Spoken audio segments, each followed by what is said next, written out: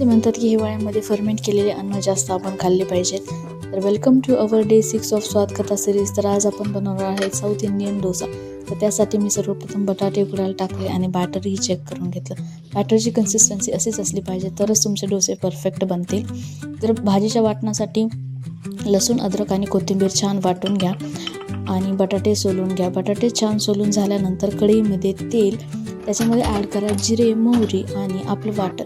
हे छान मिक्स करून घेतल्यावर त्यानंतर ॲड करा बारीक कट केलेला कांदा. कांदाही छान लाल होईपर्यंत परतून घ्यायचा आहे आणि त्यानंतर ॲड करायचे स्मॅश केलेले बटाटे ॲड करून झाल्यावर त्यामध्ये ॲड करा चवीनुसार मीठ आणि थोडीशी हळद आणि वरून गार्निश करा कोथिंबीर. तर तुम्हाला जर परफेक्ट डोसे पाहिजे असतील तर तवा तुम्ही खूप जास्त गरम नाही ठेवायचा. त्याला मीडियम फ्लेमवरच तुम्हाला डोसे बनवायला स्टार्ट करायचे. तर मी पण असंच केलं, तवा मीडियम फ्लेमवर ठेवून त्याच्यामध्ये ॲड केलं तेल आणि डोसे स्प्रेड करायला स्टार्ट केलं. तर तुमचेही डोसे परफेक्ट बनत नसेल तर तुम्ही हे ट्रिक ट्राय करू शकता, ज्याने की तुमचे डोसे परफेक्ट स्प्रेड होतील. तर अशा प्रकारे आज आपला डोसा रेडी आहे आणि ब्रेकफास्टला सगळ्यांनी आज डोसाच खाल्ला आणि सगळ्यांना खूप आवडला.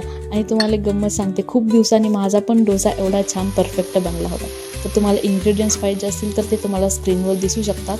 मी बॅटर कसं रेडी केलं याचा मी एक वेगळा व्हिडिओ टाकेल.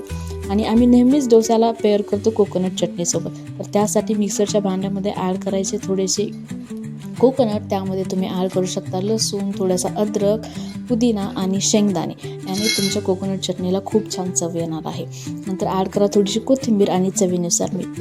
तर आजचा व्हिडिओ तुम्हाला कसा वाटला कमेंट करून सांगा आणि ही रेसिपी ट्राय करायला विसरू नका. तर उद्या भेटूया एका हाय प्रोटीन रेसिपीसोबत.